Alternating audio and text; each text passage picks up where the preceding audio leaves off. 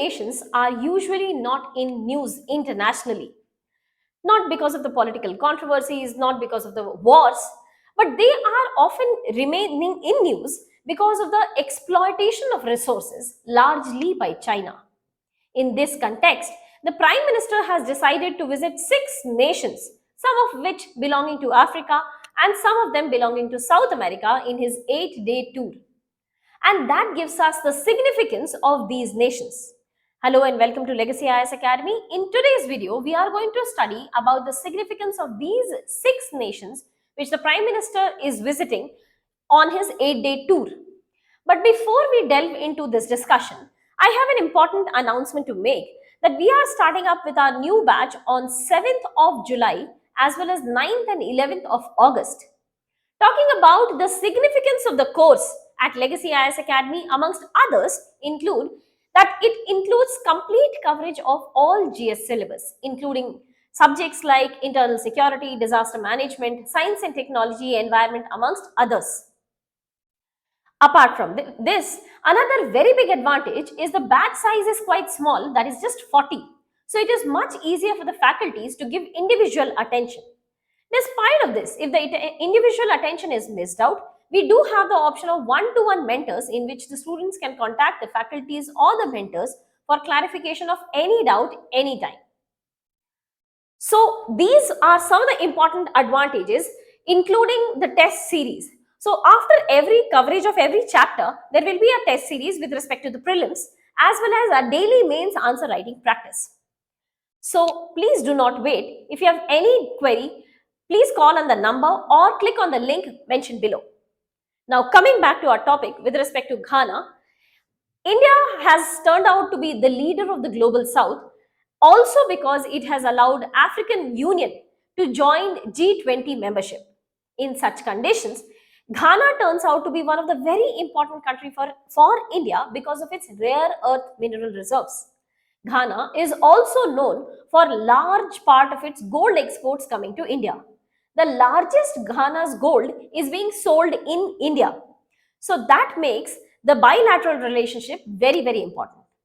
But the recent visit of the Prime Minister has also signed an MOU regarding comprehensive partnership.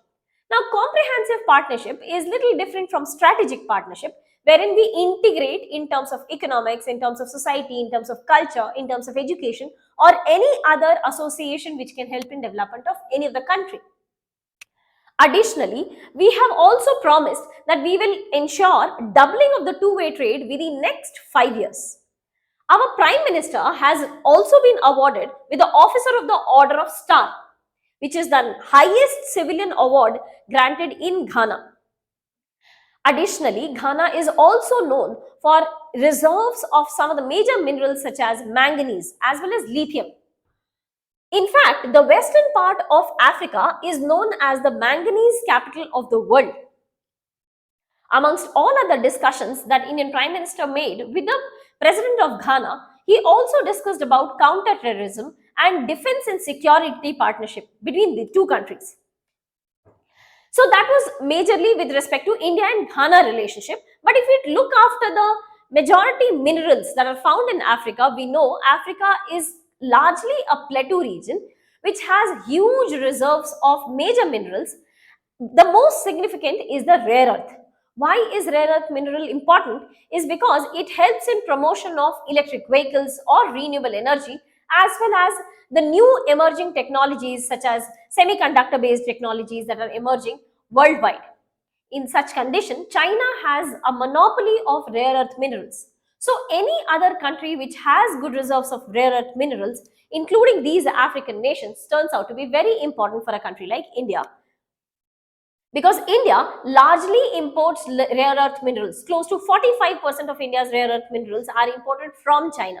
In such case, India is looking to other countries to diversify its import basket. Let us have a look at some of the countries with their rare earth minerals. Talking about the western part of Africa, we have tantalum in Nigeria, manganese in Ghana. In Morocco, we have arsenic. Cote d'Ivoire has manganese. Okay? Coming to the southern part of Africa, we have copper in Zambia. Namibia has huge reserves of lithium, cobalt, copper, and you name it, Namibia that has largely those reserves. Additionally, the eastern part of Africa, such as Tanzania, Burundi, they have graphite reserves, tantalum reserves. Ethiopia also has tantalum reserves. Tantalum, vanadium, graphite, cobalt, these are amongst the top listed critical minerals or rare earth minerals.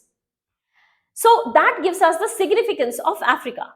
Now moving on to the countries the Prime Minister is visiting. So Prime Minister is not visiting just the African nations, he is also visiting some of the South American nations. That shows that his inclination towards global South is increasing and reimposes India's position as the leader of global South. Talking about some of the countries where the Prime Minister will be visiting, he will be starting from India and has visited Ghana. He will be next moving on to a country, doubly island country, two island countries named as Trinidad and Tobago in northern part of South America.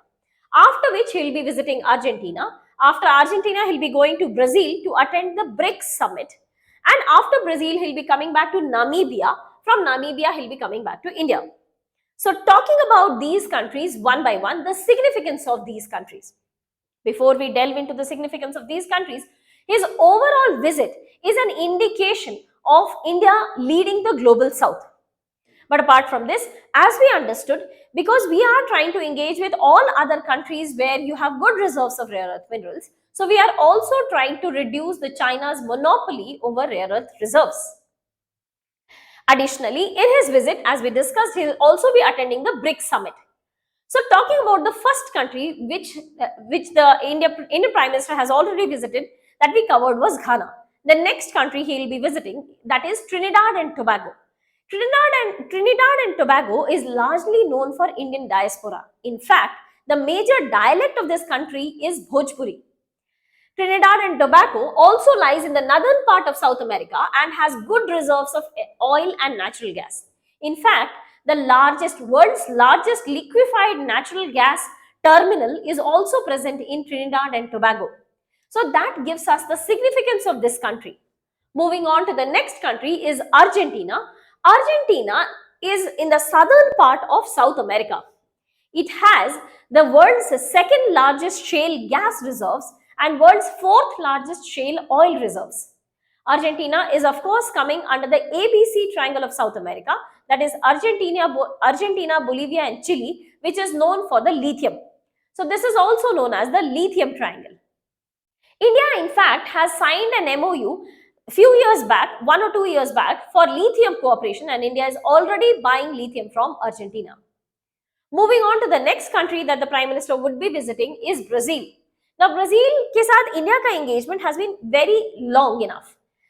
India and Brazil have been partners to BRICS, whose meeting the Prime Minister will be attending. But apart from this, India and Brazil are also members of IBSA, that is India, Brazil and South Africa, which is a group of developing countries in the global South. Additionally, India and Brazil are also members to G20.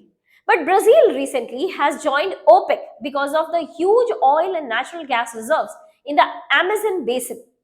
So that also brings Brazil to a significant position. Apart from this, Brazil has also been able to blend its crude petrol by up to 85%. So India has a present engagement with Brazil in moving on from E20. India is currently E20 to E85. Additionally, India is also planning to sign a preferential trade agreement with Mercosur. Now, what is Mercosur? Mercosur is the South America's free trade agreement. This agreement consists of countries such as Brazil, Argentina, Uruguay and Paraguay as full-time members. India once has signed a preferential trade agreement with these countries, so India will be able to closely connect with these four countries in their economics. The next country the Prime Minister would be visiting is Namibia, and as we discussed, in the southern part of Africa, this is one such country which has huge reserves of not only rare earth minerals, but other important minerals as well. For example, it is known for presence of diamond, lithium, uranium, copper, cobalt. In fact, Namibia also has good amount of oil fields.